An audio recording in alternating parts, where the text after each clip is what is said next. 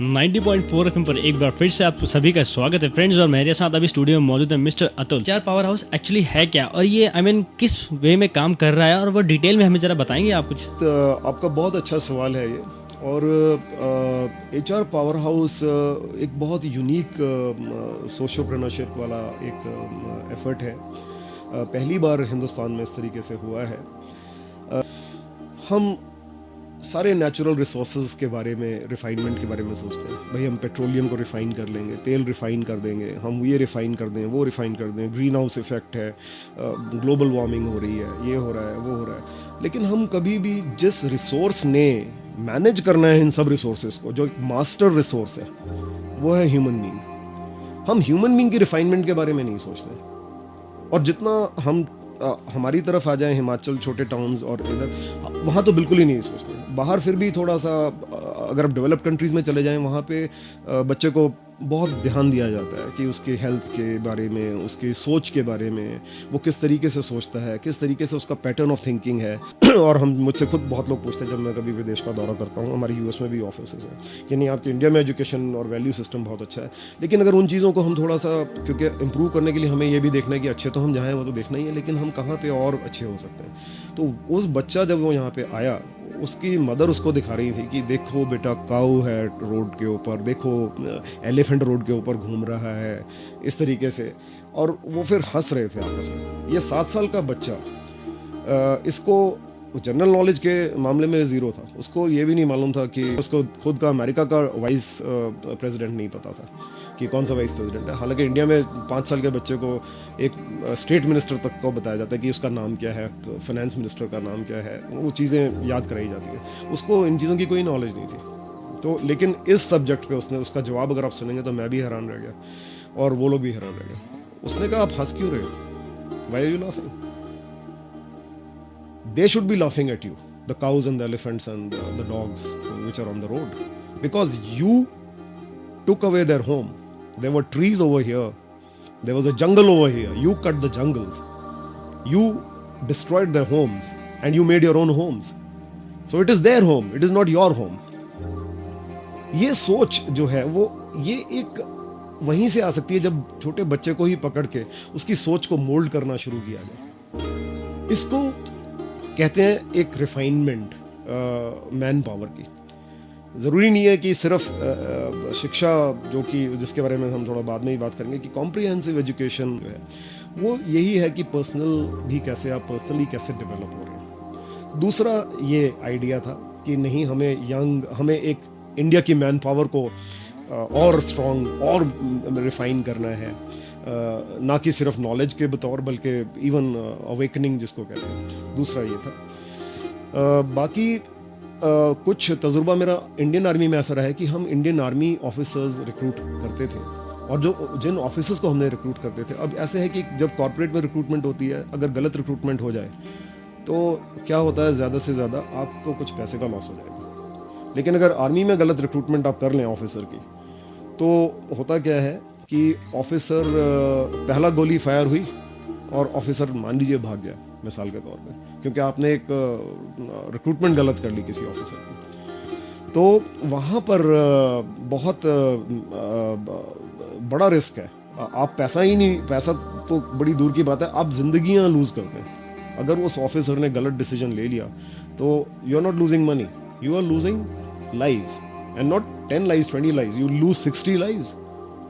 Because one officer when he gets commissioned, उसका 60 आदमियों का कमांड होता है। अब वो 60 आदमी की जिंदगी तो आपने दांव पे लगा दिया, उनके साथ जो परिवार जुड़े हैं, मल्टीप्लाइड बाई 4, 5, 6, 7 व्हाटएवर, उनके पेरेंट्स हैं, बच्चे हैं, तो इतना बड़ा रिस्क आर्मी नहीं लेती। तो वो क्या करती है, उनको उनकी सिलेक्शन प्रोसेस में एक साइकोमेट्रिक जो है वो लाते हैं बीच में।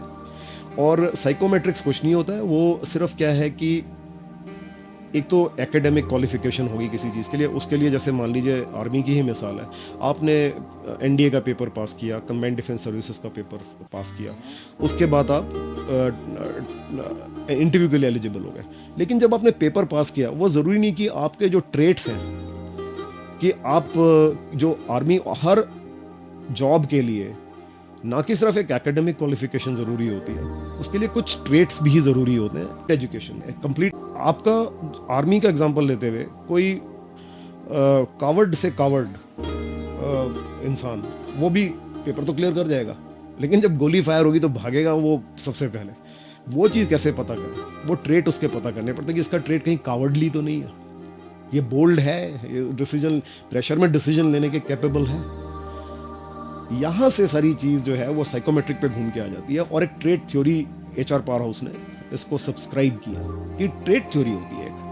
वो ट्रेट थ्योरी ये होती है कि हम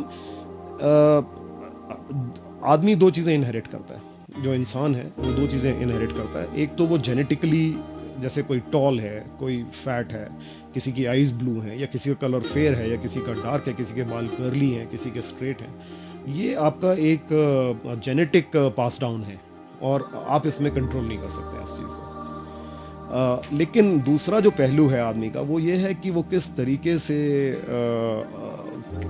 पर्सनालिटी ट्रेट्स क्या, उसको बड़ा कैसे हुआ है, वो उसको कैसे रिएक्ट करता है किसी सिचुएशन में, वो कैसे कंडक्ट करता है अपने आप को। ये सारी चीज़ें, इनको ट्रेट्स कहा जाता है। और ये ट्रेट्स बहुत हद तक डिटर्मिन करती हैं कि आप कितना सक्सेसफुल होते हैं। किताबें आप कितनी पढ़ लीजिए, कुछ भी आप कर लीजिए, जब आप जॉब में जाते हैं, हमारा मानना HR पावर हाउस में ये है कि आपको जॉब पकड़ना आसान होता है, लेकिन उससे भी मुश्किल एक और चीज़ होती है, जॉब को होल्ड करना।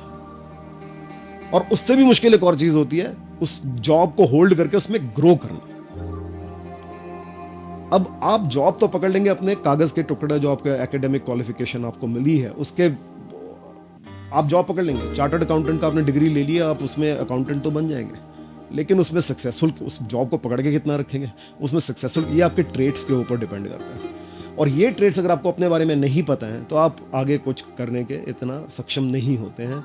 आप जहाँ शुरू होते हैं आप वहीं पे ऑलमोस्ट ख़त्म हो जाते हैं।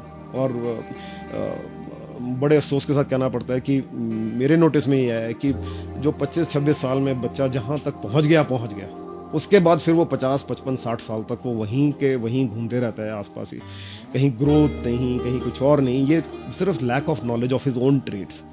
अब अगर मैं आपको ये बताऊं कि 100 ट्रेड्स होते हैं, आपको हैरानी होगी। अगर मैं आपको अभी लिस्ट कराने के लिए कहूँ कि आप लिस्ट करिए ज़रा कितने ट्रेड्स होते हैं, आप कहेंगे 10 ट्रेड्स तक मैक्सिमम, क्योंकि आपके ट्रेड्स के ऊपर किसी ने ध्यान दिया ही नहीं होगा। सबसे ज़्यादा ध्यान कौन देता है, माँ बाप या फ्रेंड्स? ज़्यादा से ज़्यादा आपको फीडबैक फ्रेंड से ही मिलेगा, यार तू गुस्सा बहुत करता है, यार तू तो बहुत इम्पेशेंट है। बस ये 4-5 ट्रेड्स के ऊपर घूम के माँ बाप की टुकाई क्या होती है, बेटा टीवी देखते हुए खाना मत खाओ, बहुत टीवी देखते, बहुत नज़दीक से बैठ के टीवी देखते हो। हमारा जो ट्रेट एनालिसिस है अपने बारे में, खुद को जानने के बारे में, बस यहीं तक सीमित होकर रह जाता है। तो रिफाइनमेंट कहाँ से आएगी? और अगर रिफाइनमेंट नहीं आएगी तो फिर वो हम अपना ही पोटेंशियल रियलाइज नहीं कर पाएंगे। तो इन चीज़ों को ध्यान में रखते हुए जो 3-4 फैक्टर मैंने आपको बताए, कुछ कनेक्टेड हैं, ये कुछ नहीं, बहुत कनेक्टेड हैं सारे फैक्टर्स। इन फैक्टर्स को ध्यान में रखते हुए हमने सबसे पहले, क्योंकि तजुर्बा जो है, मैरिंग अप जो है साइकोमेट्रिक्स की, अभी तक हमने ये एस्टैब्लिश किया है कि बड़े ज़रूरी हैं। एकेडमिक क्वालिफिकेशन तो डेफिनेटली ज़रूरी है, वो तो मैं हमेशा से सलाह दूंगा कि वो तो अपने आप को प्रिपेयर, जिस काम को करना उसके लिए करना ही है, लेकिन उसके अलावा ग्रोथ करनी है, होल्ड करके रखना है जॉब को, उसके लिए बड़ा ज़रूरी है कि आपके ट्रेड्स पता हों, आपको इंडिविजुअली आपने ग्रो करना है। इन चीज़ों को मद्देनज़र रखते हुए, इन चीज़ों को ध्यान में रखते हुए हमने दोनों का मैरी अप कराया। लेकिन पहले हमने शुरू किया कॉर्पोरेट से, क्योंकि मुझे तजुर्बा साइकोमेट्रिक का और कॉर्पोरेट का था। तो पहला जो टास्क HR पावर हाउस ने जो लिया, वो कई कॉर्पोरेट्स के लिए हमने ये लिया कि हम आपकी जो मैन पावर आप रिक्रूट करते हैं, जो आपने फाइनली सिलेक्ट कर लिया, उसको फिर हम ट्रेड के मुताबिक आपके जॉब, हम उनके HR के साथ बैठते हैं, उनसे पूछते हैं कि आपने मान लीजिए एडमिनिस्ट्रेशन या HR के लिए लोग सेलेक्ट किए हैं, आप क्या समझते हैं कि क्या ट्रेड्स होने चाहिए उसमें? पेशेंस होना चाहिए, पीपल होना चाहिए, लोगों को पसंद आना चाहिए। HR वाले कभी ऐसे नहीं हो सकते हैं कि भाई वो लोगों को ही पसंद ना करते, क्योंकि HR का काम ही ह्यूमन रिसोर्स का है। तो उनको हम लिस्ट करके इन्हीं चीज़ों के ऊपर हम साइकोमेट्रिक्स को अप्लाई करके ये चेक करते हैं कि इस कैंडिडेट में एक्चुअली ये ट्रेड्स हैं कि नहीं है। वो अगर निकलता है कि वही ट्रेड है, तो वो कैंडिडेट भी खुश रहता है पूरी ज़िंदगी आगे, और उसके एम्प्लॉयर्स भी खुश रहते हैं, और ग्रोथ भी बड़ी अच्छी हो जाती है। वो राइट फिटमेंट राइट प्लेस पे हो जाती थी। ये इनिशियली हमने स्टार्ट किया, सक्सेस बहुत मिली इसमें हमें, और हमें फिर आगे से आगे सजेशंस मिलते रहे कि नहीं, आप ट्रेड्स को, इसको ट्रेड एनालिसिस को और आगे ले जाइए साइकोमेट्रिक को अप्लाई करते हुए। और हमारा भी एम वही था। क्योंकि हम भी मैन पावर रिफाइन करना चाह रहे थे। जो जॉब में ऑलरेडी आ गए हैं उनका तो है ही। तो सबसे पहले हमने एक इंडिविजुअल मॉडल शुरू किया। वो मैंने टेलीकॉलर्स बिठाए, 20 से 30 टेलीकॉलर्स, और इंडिविजुअल लोगों को कॉल करके हमने उनको इस तरह समझाया कि ये है एक कॉन्सेप्ट हमारा। लोग हमारे पास आए, उन्होंने हमारे साथ बैठ के ट्रेट एनालिसिस अपना कराया, हमारे साइकोलॉजिस्ट ने ट्रेट एनालिसिस किया और सब बहुत इम्प्रेस होकर गए। उन्होंने कहा हमें ज़िंदगी में आज हिल गए हैं हम कि वाकई इतना 100 ट्रेट्स हम में जो थे उनके हम कहाँ स्टैंड करते हैं उन 100 ट्रेट्स पे। अब हम डेफिनेटली वेल इक्विप्ड हैं ज़िंदगी में और आगे जाने के लिए। अब ये हमने किया, अगेन थोड़ा सा एज ग्रुप ज़्यादा था, क्योंकि हमें खुद इंडिया में पहली बार ही हो रहा है, तो हमारे सामने कोई बिजनेस मॉडल नहीं है या कोई एक मॉड्यूल नहीं है तैयार कि कैसे ये किया जाता था। हमने इसको इवॉल्व किया, जैसे मैंने आपको कहा है। हमारे पास आगे कोई एग्जाम्पल नहीं है, we are the first in India to do this. और जब ये हमने किया तो हमें बहुत एनकरेजमेंट भी मिली, और इन लोगों ने ही फीडबैक, हम फीडबैक हर किसी से लेते हैं, जैसे मैं आपसे भी फीडबैक लूँगा, और मैं चाहूँगा कि जो लिसनर्स हैं वो भी हमें फीडबैक दें। वो हमारा एक अपना बहुत जल्दी ब्लॉग भी शुरू होने वाला है, और अभी फ़िलहाल कम्युनिटी है हमारी फेसबुक के ऊपर HR पावर हाउस करके, उसमें आप पोस्ट कर सकते हैं अपने विचार इस विषय के बारे में। बहुत अच्छे लोग हमारे मेंबर्स हैं उसके, बड़े सीनियर लोग कॉर्पोरेट के, और अपने विचार पेश कर सकते हैं। हम फीडबैक लेने में, उन्होंने जो फीडबैक हमें दिया, जो हमारे पास आते थे, उन्होंने कहा ये तो बहुत अच्छी चीज़ है, और एक बच्चे को मालूम हो तो वो तो बहुत क्लियर क्लैरिटी आ जाएगी उसके दिमाग में कि आगे क्या करना है।